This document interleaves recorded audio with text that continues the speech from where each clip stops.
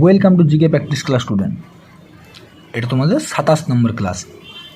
তো তোমরা প্রতিটা ক্লাসে বলি আমি যে তোমরা ক্লাসটি প্রথম থেকে শেষ পর্যন্ত দেখবে, কারণ এখানে আমি কোশ্চেন আনসারের সাথে সাথে কিছু এক্সট্রা কোশ্চেন নিয়েও আলোচনা করব। তো ক্লাসটির শেষে তোমাদের যদি ক্লাসটি ভালো লেগে থাকে তাহলে ভিডিওটি লাইক এবং চ্যানেলটিকে সাবস্ক্রাইব করে দিও। ওকে, চলো বেশি কিছু না বলে ক্লাসটি স্টার্ট করা যাক। যেমন দেখো কোশ্চেন নাম্বার 47, দেখো কী বলেছে কোশ্চেন নাম্বার 47-এ, যে নিম্নলিখিত কোনটি তারের বাদ্যযন্ত্র নয়, মানে তার দিয়ে নয় তৈরি। Option A guitar, option B বেহালা, অপশান সি ট্রাম্পেট না অপশান ডি সেতার। তো তোমরা অপশান থেকে বুঝতে পারছো কি না, গিটারও কিন্তু তার দিয়ে, বেহালাও তার দিয়ে, তাহলে এটা কী হবে, সেতারও কিন্তু তার দিয়ে। তো তোমাদের অ্যান্সার কী হবে না, অ্যান্সার হবে তোমাদের ট্রাম্পেট, ট্রাম্পেট। তো মনে রাখবে এই তিনটে কিন্তু তারের তৈরি। তো ট্রাম্পেটটা কিসের তৈরি, ট্রাম্পেটটা হচ্ছে, আমি এইখানে লিখে দিচ্ছি, এইখানে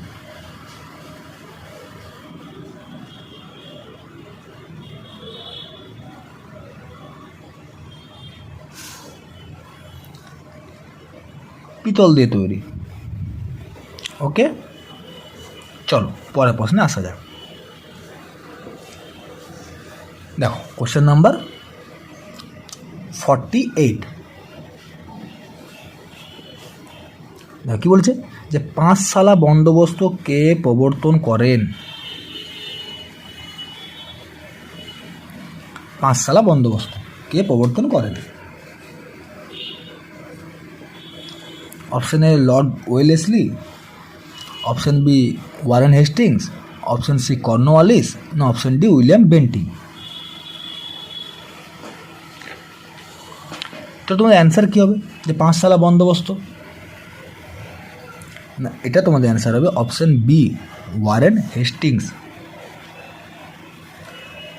তার সাথে মনে রাখবে যে পাঁচশালা বন্দোবস্ত কত সালে প্রবর্তন করা হয়, না এটা মনে রাখবে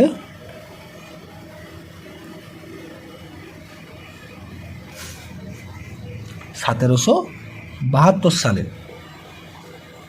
তারপর দেখো যেমন এখানে আছে Lord Wellesley, Cornwallis, William Bentinck, এদের এক্সট্রা ইনফরমেশনগুলো, ওয়ারেন হেস্টিংস, এইসবের এক্সট্রা ইনফরমেশন আমি আগের ক্লাসগুলোতে দিয়ে রেখেছি। তোমরা চাইলে আগের ক্লাসগুলো করে নিও, প্রত্যেকটা এক্সট্রা ইনফরমেশন দেওয়া আছে। ডালহৌসি, ঠিক আছে, ক্যানিং, যেমন উইলিয়াম বেন্টিং ভারতের প্রথম গভর্নর জেনারেল, লর্ড ওয়েলেসলি তোমার অধীনমূলক মৃত্যুর নীতি, আরও আদার্স এক্সট্রা ইনফরমেশন দেওয়া আছে, কর্নওয়ালিস, পুলিশি ব্যবস্থা, আগের ক্লাসগুলো তোমরা দেখে নিও। ওকে, চলো এখানে আর কিছু বলছি না, চলো পরের প্রশ্নে আসা যাক। যেমন দেখো সকদু, কোশ্চেন নাম্বার 55, দেখো কী বলেছে, সকদু কোন দেশের পার্লামেন্ট। সকদু কোন দেশের parliament. Option A Bhutan, option B Nepal, option C Sri Lanka না অপশান ডি আফগানিস্তান। দেখো আফগানিস্তান। তো তোমাদের অ্যান্সার কী হবে, এই সকদু কোন দেশের পার্লামেন্ট। এই পার্লামেন্টও কিন্তু আমি এক্সট্রা ইনফরমেশান আগের ক্লাসগুলোতে দিয়ে রেখেছি। ওকে, তো চলো এখানে আমি অ্যান্সারটা করি, এখানেও দেব। তো সকদু কোন দেশের পার্লামেন্ট, না এটা তোমাদের অ্যান্সার হবে অপশান এ ভুটান, ভুটান। তাহলে নেপালে পার্লামেন্টের নাম কি, যে অপশান বি আছে নেপাল, নেপালের পার্লামেন্টের নাম কি, তো নেপাল যেহেতু রাজা দ্বারা এখনও পরিচালিত, তো মনে রাখবে আমি এখানে লিখে দিচ্ছি, আমি বলে দিচ্ছি।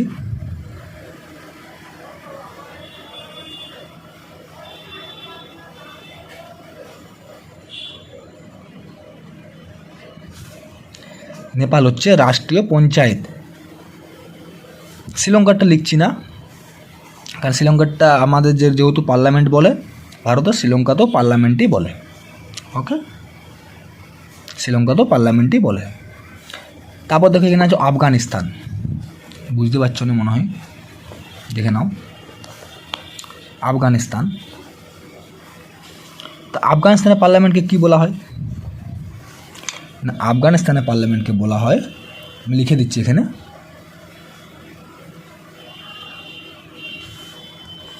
সোরা। ঠিক আছে, আফগানিস্তানের পার্লামেন্টকে সোরা বলা হয়।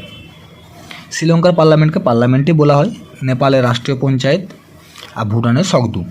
আমি পার্লামেন্টেরও এক্সট্রা কোশ্চেন অনেক অন্য ক্লাসে দিয়ে রেখেছি। ঠিক আছে, চলো পরের প্রশ্নে আসা যাক।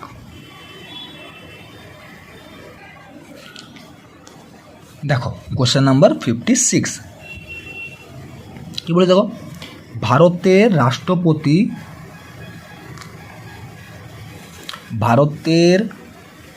রাষ্ট্রপতি কার্যকালের মেয়াদ হলো অপশান এ 4 বছর, অপশান বি 5 বছর, অপশান সি 6 বছর, না অপশান ডি 7 বছর। তা রাষ্ট্রপতি কার্যকালের মেয়াদ কত আমাদের দেশের? এটা তোমাদের অ্যান্সার হবে অপশান বি। আর এই 6 বছর আছে এটা বিধানসভার। ঠিক আছে, এটাও আমি আগের ক্লাসগুলোতে দিয়ে রেখেছি। ঠিক আছে, তো এখানে মনে রাখবে যে ভারতের রাষ্ট্রপতি কার্যকালের মেয়াদ হচ্ছে 5 বছর। যদি বলা সংবিধানে কোন অনুচ্ছেদে লেখা আছে, কোন অনুচ্ছেদ অনুযায়ী ভারতের রাষ্ট্রপতি কার্যকালের মেয়াদ হচ্ছে 5 বছর, প্রশ্ন আসতেই পারে সংবিধানে কোন অনুচ্ছেদ অনুযায়ী। তো মনে রাখবে এটা বলা আছে, আমি এইখানে লিখে দিচ্ছি। ঠিক আছে,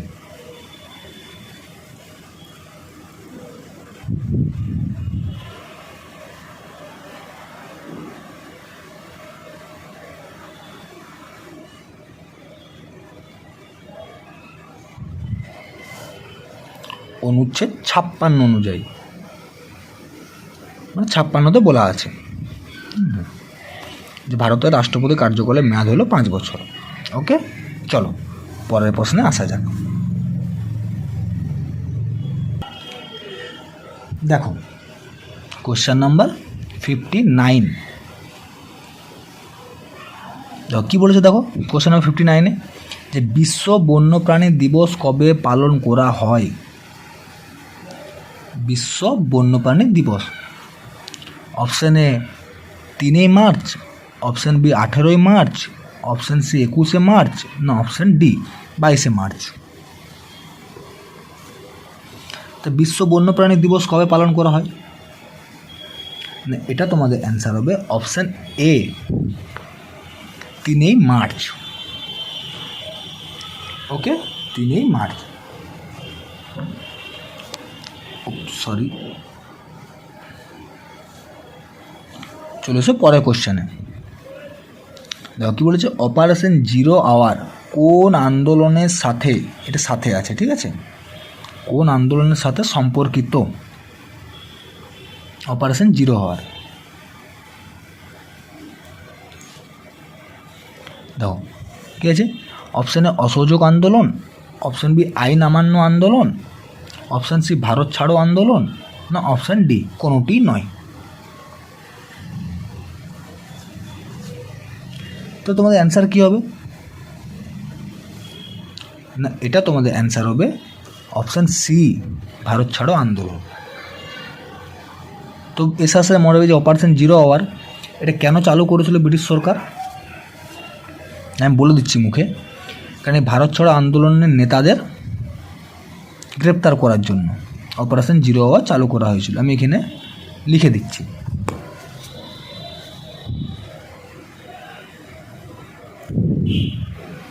এই ভারত ছাড়ো আন্দোলনটা আমি এখানে দাগ দিয়ে দিয়েছি, এখানে আমি তারপর থেকে লিখে দিচ্ছি।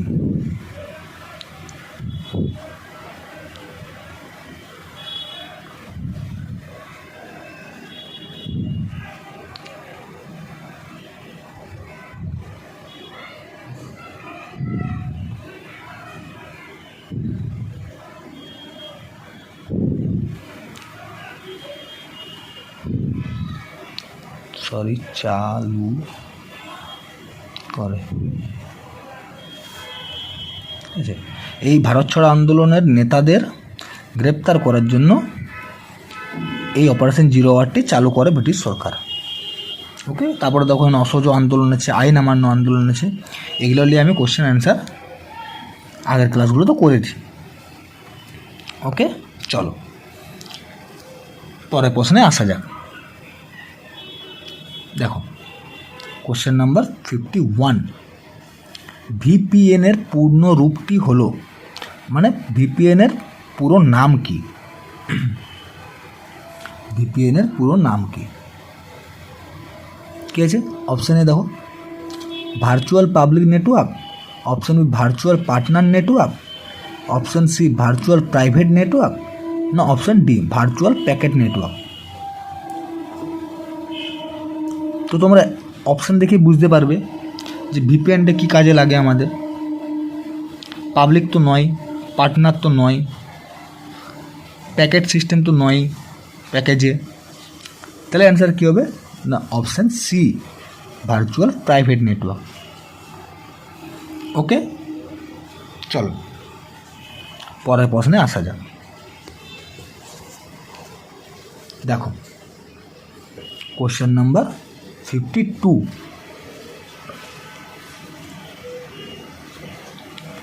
দেখো কী বলেছে, দেখো পারমাণবিক বিদ্যুৎ কেন্দ্রে জ্বালানি হিসেবে ব্যবহৃত আইসোটোপটি হলো,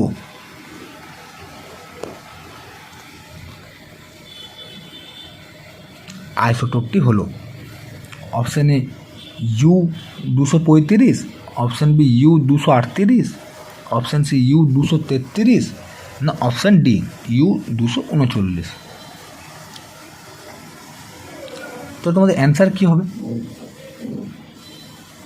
না এটা তোমাদের অ্যান্সার হবে অপশান এ U-235। আমি এর সংকেতটাও দিয়ে দিচ্ছি, সংকেত তোমার নামটা, তাহলে আইসোটোপটি হলো U-235। কার ইয়ে মনে রাখবে,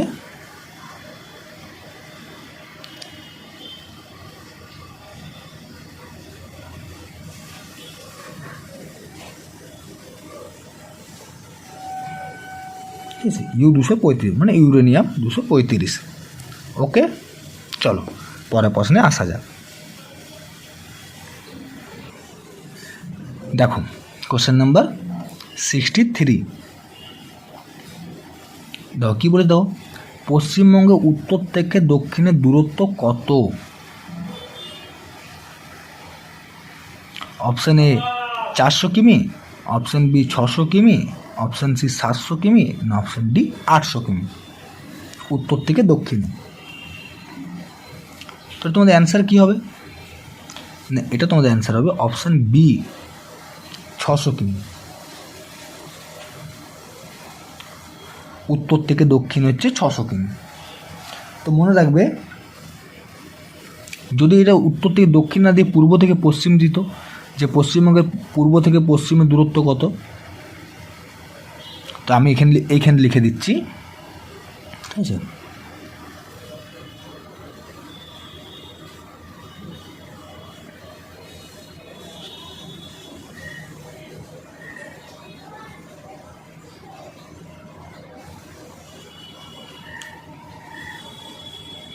পশ্চিমের দূরত্ব